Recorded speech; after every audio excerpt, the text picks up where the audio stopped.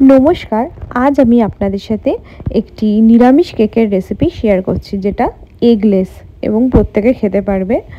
আর সামনেই 25শে ডিসেম্বর আসছে, তার জন্য এই রেসিপিটা আপনাদের কাছে খুবই হেল্পফুল হতে চলেছে। তো দেখে নিন, ফার্স্টে একটা অ্যালুমিনিয়ামের বাটি বা কেক মোল্ড নেওয়া হলো, তার মধ্যে তেল বা বাটার ভালো করে ব্রাশ করে নিলাম। তার উপরে বাটার পেপার বা নর্মাল পেপার দিয়ে সেটাকেও অয়েল বা বাটার যে কোনো একটা, যার যেমন ইচ্ছা সেটা ব্রাশ করে নিয়ে পুরো বাটিটাতে একদম বসিয়ে বসিয়ে দিলাম সুন্দর করে।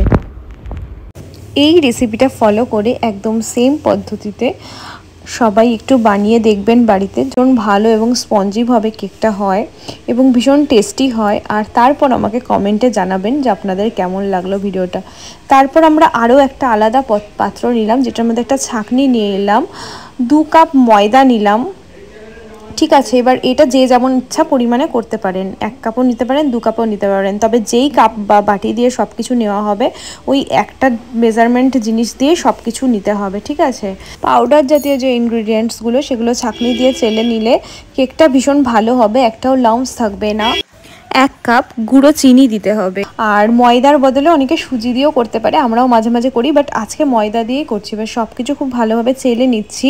তার মধ্যে আমরা দিয়েছি 1 চামচ বেকিং পাউডার আর 1/2 চামচ বেকিং সোডা আর 1 চামচ মতন কাস্টার্ড পাউডার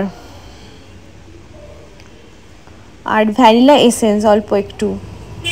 ভেজ কেকগুলো কিন্তু দই দিয়েও করা যায়, এগের বদলে দই অনেকে দেয়, বাট আজকে আমরা দইটাও দিচ্ছি না, তেল দিয়ে করছি। ঠিক আছে, এর বদলে বাটারও দেওয়া যেতে পারে। 1/2 কাপ এখানে সাদা তেল নিয়ে নিলাম।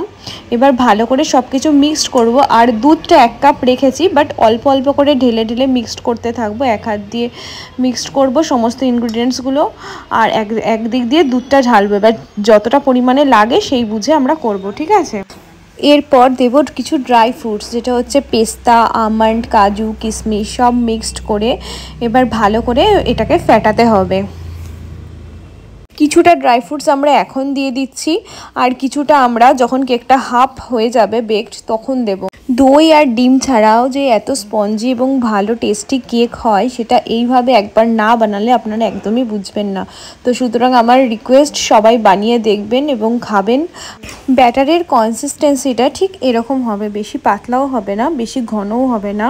এবার আমরা সম্পূর্ণ জিনিসটা ওই পাত্রে ঢেলে দেবো যেখানে আমরা বাটার পেপার আগে থেকে রেডি করে রেখেছিলাম, মানে কেক মোল্ড বা কোনো একটা অ্যালুমিনিয়ামের বাটিতে।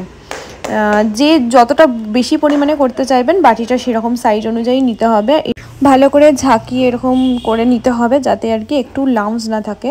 তো ওপর দিয়ে আমি একটু আরও ড্রাই ফ্রুটস ভেতরে তো দিয়েছি, আর ওপর দিয়ে কিছু সাজিয়ে দিচ্ছি যাতে খেতেও সুন্দর হয় এবং কেকটা দেখতেও সুন্দর হয়, সেই জন্য। এইবার আমরা প্রি হিটে বসিয়ে রেখেছিলাম প্রেশার কুকারটা, তো প্রিহিটে দিয়ে রেখেছিলাম। তার মধ্যে এরকম একটা স্ট্যান্ড দিয়েছি। কারোর কাছে যদি স্ট্যান্ড না থাকে তাহলে অনেকটা লবণও দিতে পারেন এর ভেতরে। বাটিটা বসানোর আগে আর কি ওটাকে প্রিহিট করে নিতে হবে। তো তারপর আমরা এই পাত্রটা নিয়ে প্রেশার কুকারের ভেতরে বসিয়ে দেব। এবার আমার কাছে কিছু মোরব্বা ছিল, তো সেগুলোও আমরা ওপর দিয়ে দিচ্ছি। এটা কারোর কাছে না থাকলে স্কিপ করতেই পারেন। কিছু টুটি ফুটি দিয়ে দিলেও ভীষণ ভালো লাগে ফ্রুট কেকগুলো দেখতে, বা 25শে ডিসেম্বরে কেকগুলো দেখতে। যখন টুটি ফুটি থাকে আমাদের কাছে তখন দিই, বাট এখন নেই। তো আমরা এটাকে আধ ঘন্টার জন্য বেকড হতে দিয়েছিলাম। তারপরে একটু কোনো চামচ বা কাঠি বা ছুরি ঢুকিয়ে দেখলাম যে কতটা হয়েছে, সেই অনুযায়ী দেখলাম যে হাফ বেকড হয়ে গেছে। এইবার আর এইগুলো ভেতরে ঢুকে যাওয়ার ভয় নেই, মানে আর বেশি ফুলবে না, যতটা ফোলার মোটামুটি ফুলে এসছে। তো এইবার আমরা ওপর দিয়ে আরও কিছু ড্রাই ফ্রুট সাজিয়ে দিলাম। তো এই হচ্ছে আমাদের কেকটা রেডি হয়ে গেছে। তো এটা ঠান্ডা হলে এবার আমরা আস্তে আস্তে এটাকে বার করে নেব। আর এই কাজটা খুব সাবধানে করতে হবে যাতে একটু ভেঙে না যায় কেকটা, কারণ কেক একটা সফট জিনিস। এবার আস্তে আস্তে আমরা খুব সাবধানে ওই পেপারটাও তুলে নেব, যে বাটার পেপারটা দিয়েছিলাম। তারপর কেকটা উল্টে নেব। প্রথমবারে 20 মিনিট মতন বেকড করতে হবে, তারপরে মাঝখানে ড্রাই ফ্রুটসগুলো দিয়ে তারপরে আবার 10-15 মিনিট বেকড করতে হবে, মানে মোটামুটি আধ ঘন্টা থেকে 40 মিনিট। আর গ্যাসটা লো ফ্লেমে রাখতে হবে।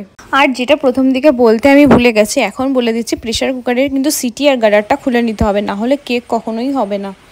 বাটার দেওয়ার ফলে পেপারটা দেখেছেন কত সুন্দরভাবে ছেড়ে আসছে, আর কেকটা কত সফট হয়েছে, কত স্পঞ্জি হয়েছে। এইভাবে যদি একবার বানান তাহলে বাড়িতেই আপনারা সুস্বাদু কেক খেতে পারবেন। এবং কালারটাও দারুণ এসেছে, বিকজ অফ কাস্টার্ড পাউডার দেওয়া হয়েছে, সেই জন্য কেকের কালারটাও ভীষণ ভালো এসেছে।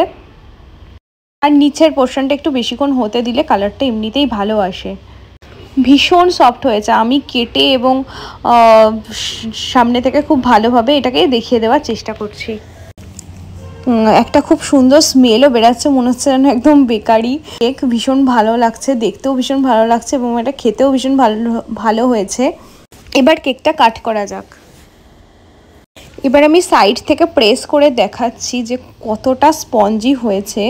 আরও একটা কথা, ব্যাটার যতটা নেওয়া হবে না তার থেকে বাটিটা সবসময় বা মোল্ডটা একটু বড় রাখার চেষ্টা করবেন, যাতে ওটা ফোলার জায়গা পায় কেকটা।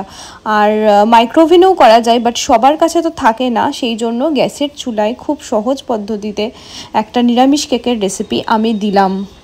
আপনাদের এই ভিডিওটা কেমন লাগলো অবশ্যই লাইক, কমেন্ট, শেয়ার করে জানাবেন এবং পাশে থাকবেন। আর আরও নতুন নতুন রেসিপি এবং ভিডিওস পেতে বেল আইকনটি প্রেস করে রাখবেন। আর যারা আমার ভিডিও দেখছেন অথচ এখনও চ্যানেলটাকে সাবস্ক্রাইব করেননি, তাদের কাছে অনুরোধ রইল চ্যানেলটিকে সাবস্ক্রাইব করে দেওয়ার এবং আমার পাশে থাকার, কারণ আপনাদের এক একটা লাইক এবং কমেন্ট আমাকে অনেক এন্থ দেয় ভিডিও বানানোর জন্য। সম্পূর্ণ ভিডিওটা দেখার জন্য ধন্যবাদ। সকলে ভালো থাকবেন এবং সুস্থ থাকবেন। নমস্কার।